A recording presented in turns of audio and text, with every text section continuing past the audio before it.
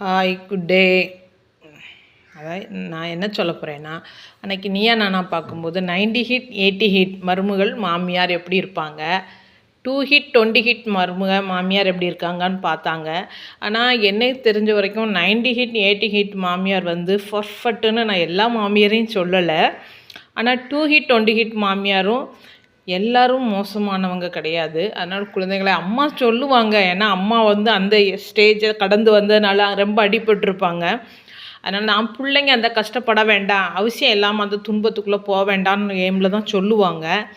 ஆனால் நீங்கள் அங்கே என்ன சூழ்நிலை, அவங்க என்ன கேரக்டரில் இருக்காங்கன்னு பார்த்து பக்குவமாக நடந்துக்கிறது தான் நமக்கு இனி உள்ள பிள்ளைங்களுக்கு ரொம்ப ரொம்ப நல்லது.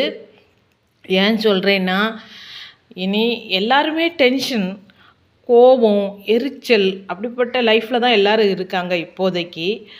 அதை நீங்கள் இன்னும் விளக்காமல் உங்கள் ஜெனரேஷன் உங்களோட குழந்தைகளுக்கு அந்த பாதிப்பை கொடுக்காம இருக்கணும்னா, ஃப்ரீயாக ஹாப்பியாக இந்த நிமிஷம் நமக்கு நடக்குது என்ன, எதனால் நடக்குது, இது யார் மேலே தப்புன்னு பார்த்து, அதாவது பருவச்சு நடக்கணும்னு சொல்லுவாங்களே, அதேமாதிரி பார்த்து சிந்தித்து அதை ஆராய்ந்து எதுனாலும் ஸ்ட்ரைட் ஃபார்வேர்டு மோத்துக்கு நேராக சொல்லிவிட்டு நம்ம ஒதுங்கிறது நல்லது. ஆனால் 90 ஹிட் 80 ஹிட் வந்து மோத்துக்கு நேராக சொல்கிறதில்ல, ஹஸ்பண்ட்கிட்ட புலம்புவாங்க.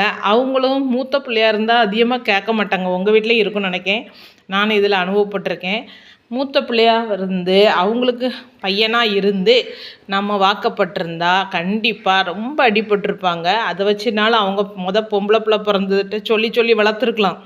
ஆனால் தயவுசெய்து குழந்தைகளாக நீங்கள் போகிற இடத்துல உங்களோட மாமனார் மாமியார் ஹஸ்பண்டோட கேரக்டர் என்ன, குணம் என்னான்னு ஆராய்ந்து அதுக்கு பக்குவமாக நடந்துக்கிறது தான் நல்லது.